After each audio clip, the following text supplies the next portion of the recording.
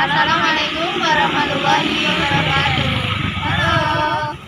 Kami di sini dari Universitas Trunojoyo Madura ingin melakukan observasi monumen bersejarah di pabrik Trangkil. Perkenalkan, nama saya Alifah Wahyuwulan Agustin dari Fakultas Ekonomi dan Bisnis. Dari Fakultas Hukum, Prodikat Manajemen Universitas Trunojoyo Madura. Saya Suma Indulaika dari Prodi Agroekoteknologi Fakultas Pertanian Universitas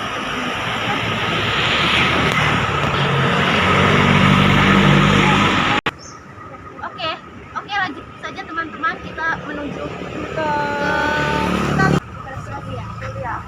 Studio Madura. Tujuannya apa ini? Mau tanya-tanya.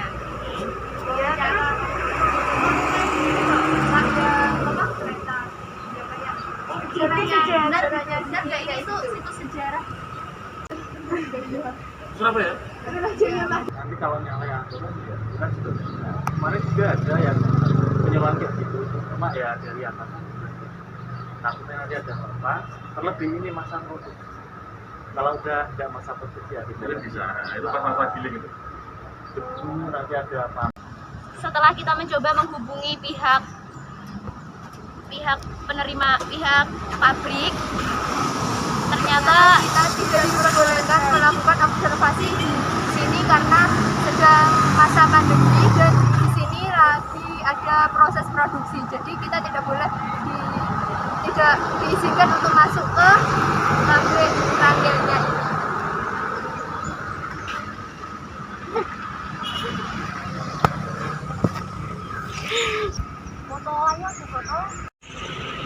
Baik teman-teman, karena tidak boleh masuk ke pabrik, kita akan menjelaskan di luar saja ya. Ini tuh tadi tidak boleh masuk ke pabrik karena alasannya mereka masih dalam proses produksi, sedangkan proses produksi memerlukan waktu 4 bulan. Dan faktor yang lain, di daerah Pati masih PPKM dan tidak boleh ada apapun buka, masuk pariwisata termasuk ini nggak boleh buka. Jadi ya kita dari sini saja. Baik, kita akan menjelaskan yang kita tahu karena tidak boleh wawancara juga. Kita akan menjelaskan apapun yang kita tahu kepada teman-teman. Baik. Teman-teman, di sini saya mau menceritakan sejarah singkat pabrik gula Trangkil. Pabrik gula Trangkil berdiri pada tanggal 2 Desember 1835. Di Trangkil ini terbukti Belanda telah menjajakan kakinya di Trangkil ini. Dapat dilihat dari sisa-sisa pekerjaan Belanda yang masih ada seperti pada benda-benda bersejarah, seperti kereta lokomotif yang masih ada saat ini.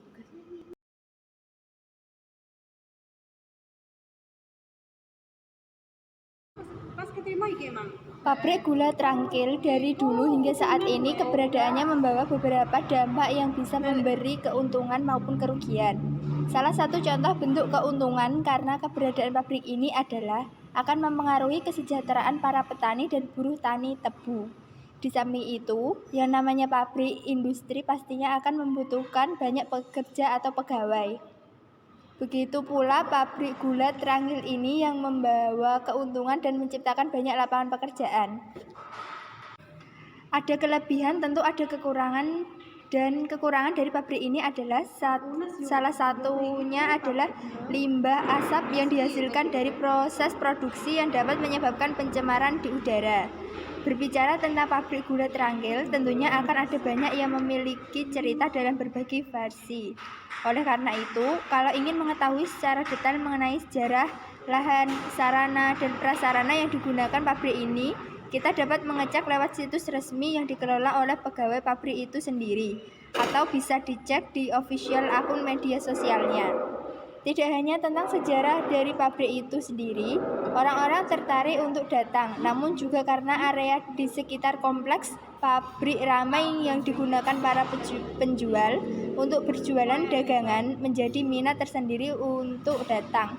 Ada yang sekedar berjalan-jalan atau nongkrong dengan orang-orang terdekatnya, sehingga membuat lokasi tersebut selalu ramai setiap harinya, dari pagi sampai dengan malam hari. Dari pengalaman dan pengamatan yang saya pribadi mengenai pabrik gula Trangel ini, saya dapat menilai bahwasannya proses dari sebuah pabrik industri juga ikut menentukan kesejahteraan warga di sekitarnya.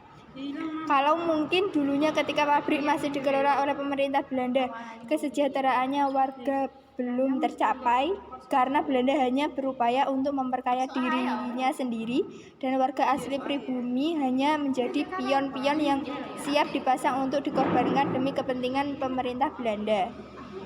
Itu dulu. Sekarang kita yang sudah merdeka sudah sepantasnya untuk kita sendiri yang menjadi pengelola atas sumber daya alam kita. Salah satunya adalah pabrik gula Trangel yang mengelola tanaman tebu yang nantinya menghasilkan gula untuk memenuhi kebutuhan kita.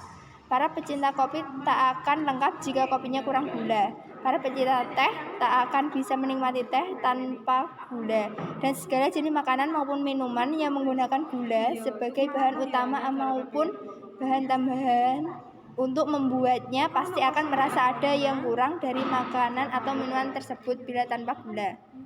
Terakhir, walaupun memang benar bahwa pabrik gula Trangel didirikan oleh Belanda, bukan berarti kita tidak bisa memanfaatkannya karena untuk membangun pabrik tersebut tentunya juga hasil dari jerih payah tetes warga sekitar yang diperas keringatnya setiap hari. Mari kita ambil permata dari air yang keruh. Mari kita kelola kekayaan kita secara penuh dan sebaik-baiknya agar bermanfaat untuk banyak orang. Seperti halnya pabrik gula Trangel yang keberadaannya memberikan efek positif, seperti itulah seharusnya kita menjadi manusia yang memberi manfaat bagi yang lain. Cukup sekian yang dapat kami sampaikan dari video aktualisasi kelompok kami. Kurang lebihnya mohon maaf. Terima kasih. Wassalamualaikum.